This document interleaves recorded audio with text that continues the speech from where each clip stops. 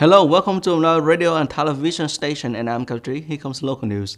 Continuing the program of the fifth session, the 15th National Assembly, on May 29th, delegates proposed to pay attention to policies, remuneration, and allowance for preventive medicines and grassroots health human resources.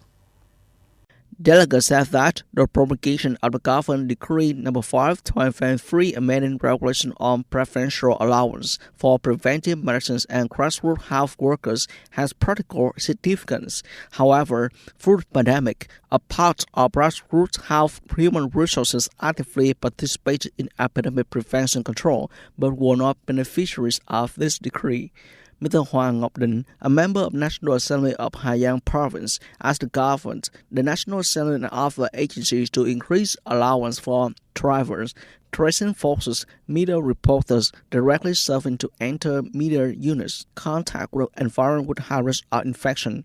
Delegate Nguyễn Văn Mạnh of Vĩnh Phúc delegation said that the health folks of residential groups should also be concerned with regulation on specific regimes and allowance. The delegate said that it is necessary to soon design appropriate mechanisms and policies to both attract and retain grassroots health workers. Some enterprises specializing in making export goods said that, due to the shortage of orders from abroad, they have shifted to domestic, causing this volume of goods in the market to increase sharply. Economic experts said that exporters find ways to serve the domestic market, helping Vietnamese consumers have more opportunities to access quality domestic goods is a good thing. However, this is not an easy step because of the fierce competition of domestic enterprises of the same type or other imported products.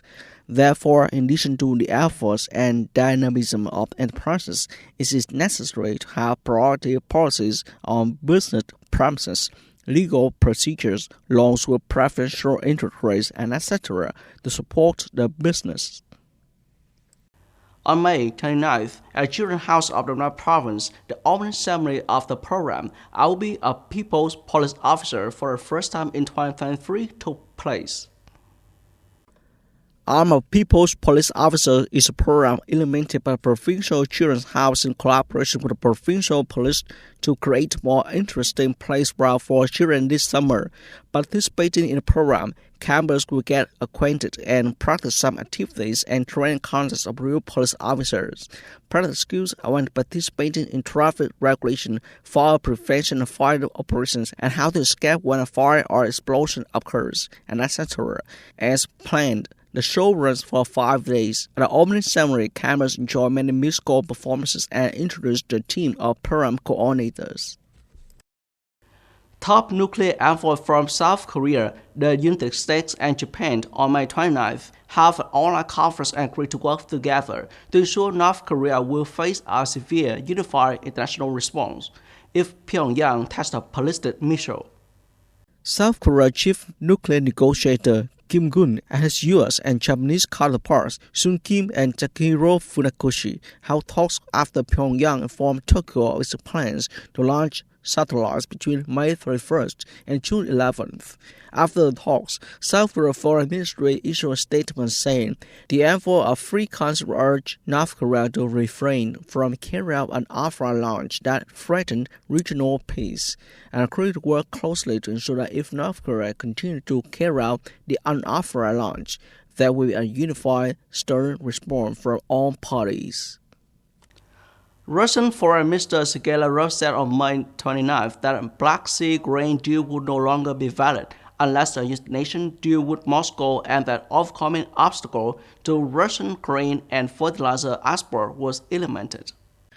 Speaking during a visit to Kenya, Lavrov said, if things remain as they are and obviously so, then it's necessary to take into account the fact that an agreement is no longer active. Last July, Russia signed an agreement that included provision asking the United Nations to help Russia overcome any obstacle to its grain and fertilizer export within 3 years. Mr. Lavrov said the agreement had not been implemented at all. That's all for today. Thank you for watching and goodbye.